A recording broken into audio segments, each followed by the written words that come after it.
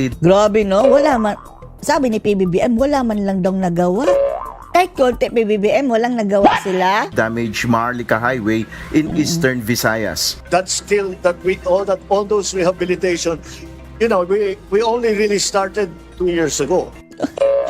Nag-start lang daw ang rehabilitation 2 years ago. So ano palang itsura ng ng Tacloban tsaka Leyte at iba pang nasalanta ng Yolanda before sa yung termino PBBM.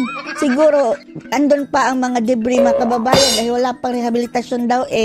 Wala nga daw nagawa ang dalawang pangulo. Because nothing was done in the previous administration. Oh. Nothing was done in the administration before that. Oh, nothing was done. President Marcos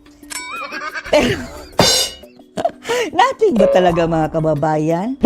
Eh, anong ginawa pala ng mga pinsan mo dyan ng mga Romualdez?